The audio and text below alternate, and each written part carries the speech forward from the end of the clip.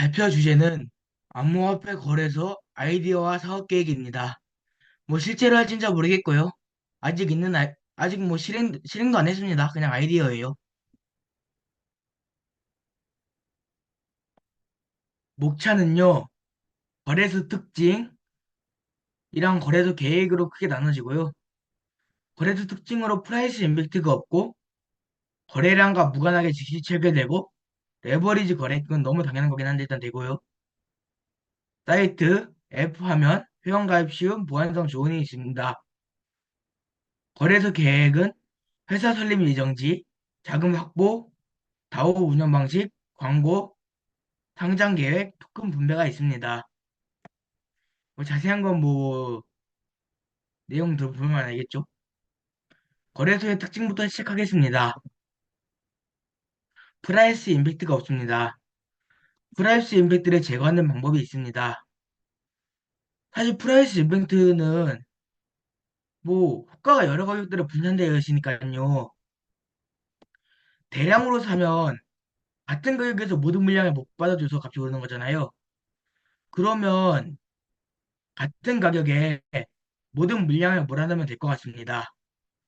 그러면 아무리 많이 사도 같은 가격에 물량이 물려있으니까 거래가 체결되겠네요. 같은 가격에. 그런데 만약에 가격이 바뀌면 큰일이죠. 그런데 왜냐면 만약에 가격이 바뀐다면 어떻게 되겠어요? 호가가 똑같다면 만약에 가격 바뀌면 훨씬 싸게 체결되거나 훨씬 비싸게 체결될 겁니다. 그렇기 때문에 호가를 고정, 고정시킬 건 아니고요. 한 곳에 몰아낼 거지만 다른 거래소의 시세를 불러와서 호가를 정할 겁니다. 그리고 거래량이 적어도 즉시 체결되는 방법은요. 거래소 자금으로 무조건 즉시 체결해 줍니다. 뭐 금은방 같은 경우에도 뭐 거래소 자금으로 금은방 자금으로 금 다 사주고 팔잖아요. 그런 식이라고 생각하면 됩니다. AMM과 달리 거래시 가격이 변하지 않습니다. 얼마를 사도 기준가로 체결됩니다. 사실 AMM도 즉시 체결되지만 무조건 즉시 체결되지만 가격이 변하잖아요. 대량으로 구매하면 판매하거나. 하지만 모든 자금을 거래소에서 대줄 수 없다 보니까 외부에 있는 고객들이 거래소 역할을 할 수 있게 만들 겁니다. 거래소가 되는 방법은 계정을 만들 때 이미 구매 판매를 체결해주는 풀은 생성되어 있을 걸로 알겠습니다. 이거 생성되어 있을 거예요. 계정 만들 때부터. 돈을 풀에 입금하면 끝납니다. 그때부터 구매 판매가 작동되고요. 거래소가 되면 거래소들의 90%를 뭐 보상으로 가져가는 거죠. 거래 측에 시켜준 양에 따라 분배될 겁니다. 레버리지 거래는요. 뭐 일단은 표를 설명해 주자면요. 일단 레버리지 거래라는 증거금을 예치해야겠죠. 그런데 근데 증거금 갖고만 투자하면 레버리지 효과가 안 나잖아요. 그러니까 레버리지 풀에서 본인 자금 갖고 추가로 매수해 주는 겁니다. 그다음에 그다음에 레버리지 거래자가 레버리지를 거래 끝내고 싶다 그러면 포지션을 청산하고 싶으면 버튼 누르면 레버리지 풀에서 추가 매수한 걸 매도하고 그 매도한 거에 대해서 수익과 손실을 레버리지 거래자한테 다 떠넘길 겁니다. 그러면 그러면 실제로 1을 투자했지만 추가 매수한 금액까지 합쳐서 투자한 효과가 나잖아요. 물론 남의 돈이지만 수익 손실을 본인이 다 떠안는 거니까요. 증거금의 200배까지 추가 매수를 가능하게 할 겁니다. 어차피 뭐 떨어지는 관계 생성되는데 뭐 200배 한다고 해서 거래소 쪽에서 손해보는 사실 없죠. 추가 매수분의 이익과 손실은 레버리지 거래자가 가져가던 증거금일로 증거금 200을 투자한 효과를 낼 수 있습니다. 레버리지 풀도 거래소에서 다 할 건 아니고요. 거래소에서 운영하는 것도 있겠지만 고객들도 참여할 수 있습니다. 거래소와 마찬가지로 레버리지 풀도 계정 만들 때보다 생성되고요. 레버리지 풀에 돈을 입금하면 작동이 시작됩니다. 레버리지 풀에 되면 레버리지 수수료의 90%를 레버리지 거래 체결량에 따라 분배됩니다. 근데 레버리지 풀은 뭐 본인 돈을 일정 시간 동안 매칭을 시켜줘야 되잖아요. 그렇다 보니까 그 일정 시간 동안 다른 사람이랑 매칭한 돈을 또 이중으로 매칭시켜 줄 수는 없으니까 그렇다 보니까 모든 양이 매칭돼 버리면 모든 물량이 매칭돼서 추가 매수 장으로 들어가면 다른 사람들이 거래를 할 수 없기 때문에 시간당 얼마씩 부과할 겁니다. 기본 수수료 하고. 그럼 그건 해결되겠죠? 그리고요, 보험 거래도 제공할 예정입니다. 브릿지 해킹 보험 구조를 이런 구조인데요. 뭐 이 아이디어는 그러니까 쉽게 말하면요. 쉽게 말하면 쉽게 말하면 브릿지로 돈을 보내면서 브릿지가 해킹되는데 돈을 거는 부박을 하는 겁니다. 그러면 브릿지가 해킹되더라도 돈은 날라가지만 브릿지가 해킹되는데 돈 걸었으니까 거기서 딴 돈으로 해킹돼서 날라간 돈을 메꿀 수가 있겠죠? 어쨌든 그런 구조입니다. 근데 보험풀은 따로 어떤 구조냐면 더 자세히 설명하자면요. 보험 이용자가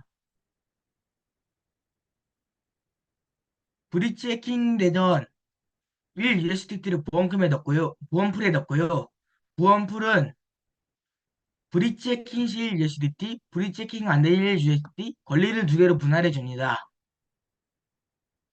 근데 뭐 브릿지 해킹 안 된 1USDT는 거래소에 판매하고요. USDT를 받겠죠. 보험자는 뭐 판매 대금으로. 그러면 갖고 있는 거는 브릿지 해킹 안 되면 1USDT 받는 권리뿐입니다. 그 상태에서 브릿지로 돈을 보내는 거죠. 브릿지가 해킹됐어요, 만약에. 그럼 날린 돈이 있겠지만 뭐 브릿지 해킹 안 되면 1USDT 받는데 돈을 걸어놨으니까 몇- 그런 식으로 해서 같은 금액에 따져 전액 묶을 수 있고요. 뭐 덜 걸어놨으면 전액은 아니고 일부 메꿀 수 있겠죠. 어쨌든 그런 구조입니다.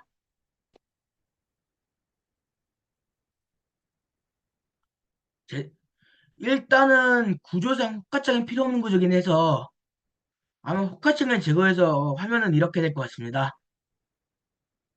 대략 이렇게 될 것 같고 일단 깔끔하게 만들 예정이고 하면은 굳이 복잡해봐도 좋을 거 없으니까요. 그리고 거래소 가입할 때 회원가입이 너무 복잡해서 힘들었거든요.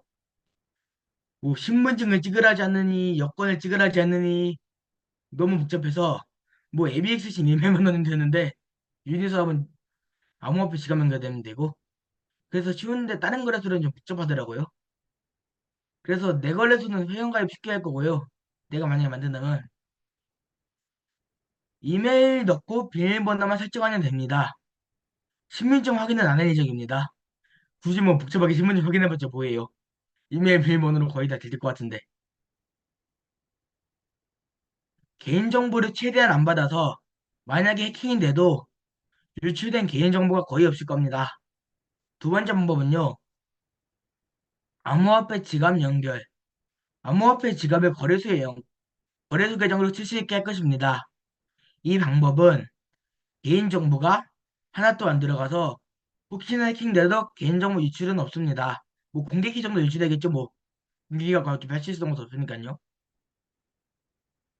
보안성이 좋습니다. BSC 레이어 2로 거래소 서버를 운영할 예정입니다. 그 레이어 2가 레이어 1에 정보를 올릴 때 되는 수수료는 거래소에서 대신 납부할 예정입니다. 사용자는 그냥 거래 수수료만 내면 그걸로 거래소에서 대신 대납해 줄 겁니다. 레이어 1으로 보내는 건. 근데 보안성은 이더리움인데 왜 BSC냐고 할 수 있잖아요. BSC면 충분할 것 같은 것도 하나가 있고요. 두 번째로 이더리움으로 하는 이더리움 레이어 1에 보낼 때 내는 그 많은 수수료를 거래소가 부담할 수가 없습니다. 그래서 BSC로 할 예정입니다. 계획입니다. 회사 설립 예정지는 거래소 회사를 BSC의 다오 형태로 설립할 예정입니다. 다오 형태로 운영하면 어떤 나라 회사도 아니어서 어느 나라 법도 따르지 않아도 되어서 규제 리스크가 없습니다. 뭐 어느 나라 회사도 아닌데 뭐 다른 나라 법이나 있겠어요. 뭐 어느 나라 회사도 아니냐 아무 나라 법도 안 따라도 되지. 요. 그래서 규제가 바뀔 리스크도 없고요. 규제 자체를 안 따라도 되기 때문에 어느 나라 회사도 아니라서 어쨌든 그렇습니다. 그리고 어느 나라 회사도 아니어서 법인세를 내야 하는 나라가 없습니다. 법인세를 내 돈으로 거래소를 성장시키거나 배당금을 더 줄 수 있습니다. 회사도 사실은 뭐 초기에 거래소가 거래소 작업을 일단 세워야 될 거 아니에요. 사용자들한테 일부 떠넘긴다고 해도 초기에는 거래소 자금을 해야 될 텐데요. 사고 팔아주는 거를요. 회사 초기 자문은요. 회사 이익의 절반을 가져갈 수 있는 권리와 유격권을 합쳐서 ERC 심투권 형태로 발행해서 판매할 겁니다. 나머지 절반은 거래소 트레저리가 가져갑니다. 거래소 발전, 홍보 등등 여러 곳에 쓰일 거고요. 그런데 회사의 절반 가져갈 수 있는 권리와 의결권은 그냥 주식으로 발행하는 주식 구조인데 그냥 주식으로 발행하는 된다고 생각할 수도 있잖아요. 그런데도 굳이 ERC 토큰 형태로 발행해야 되는 이유는요. 주식 상장이 힘들잖아요. ERC 토큰은 덱스의 유동성만 공급하면 바로 상장이 됩니다. 그래서 그렇게 했고요. 다우 의결권은요. 다우의 의결권은 토큰 보유자 33%, 레버리지 풀 참여자 33%, 거래소 참여자 34%할 예정입니다. 뭐 토큰 보유자들 다 몰아주면 거래소가 망할 수도 있거든요, 사실. 왜냐면 레버리지 풀가 거래소 쪽에 돌아가는 돈이 없으면 누가 레버리지 풀을 하고 누가 거래소를 하겠어요. 그러니까 그냥 그렇다고 근데 의결권이 토큰 보유자한테 다 물려면서 이익 극대화 한다고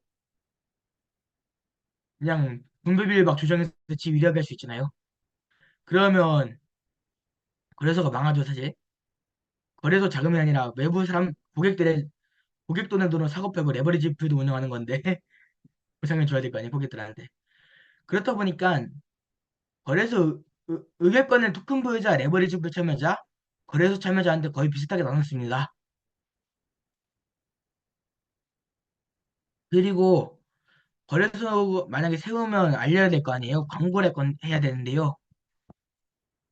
일단은 전 세계 상대로 장사할 것이라서 광고는 세계적인 플랫폼 중 몇 개 골라서 할 예정이고요. 사실 뭐 암호화폐 시장에서 가장 효과적인 광고 방식은 에어드랍이잖아요. 회사에게 50%를 나눠갈 수 있는 토큰 하고 남은 것을 사용자한테 에어드랍 할 예정입니다. 뭐 구체적인 계획은 아직 없지만요. 에어드랍 계획이나. 트레저리 자금은요. 활용 계획은요. VC도 할 거고요. 뭐 돈 좀 많이 쌓이면 VC 하는 것도 나쁘지 않을 것 같고요. VC 뭐 투자 결정자는 따로 뽑으면 되니까요.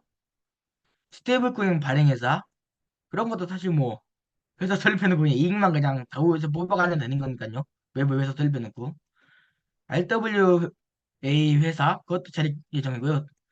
뭐 돈은 뭐 거래소 수익 쌓아서 해야죠. 외부 지분을 좀 거래소 다우 말고 여러 군데서 나눠갔던지요.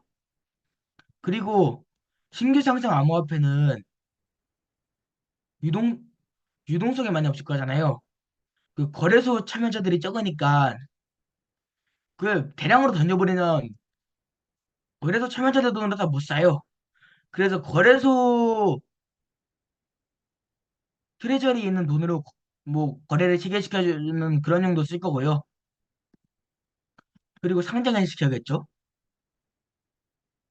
거래 수익의 절반을 가져갈 수 있는 ERC20 토큰을 팬케이크 수합에 상장시킬 예정입니다. 뭐 BSC 계열이니까 팬케이크에 상장시키는 겁니다. 근데 중앙거래소에 상장시키는 건 좋지 않냐고 생각할 수 있는데요. 중앙거래소에 상장시켜봤자 거래소 이익의 50%를 배당으로 주고 사전 판매도 해서 SEC가 증권이라고 뭐 난리치고 막 그래서 항상 배치될 겁니다 아마. 그래서 뭐 덱스에만 상향시킬 겁니다. 토큰 분배는요. 판매 60%, 에어드랍 일주일 광고 비중 30%, 개별자 10%할 겁니다. 에어드랍 발당률이 높은 이유는 초기에 사용자를 많이 모집하기 위해서입니다. 끝났습니다.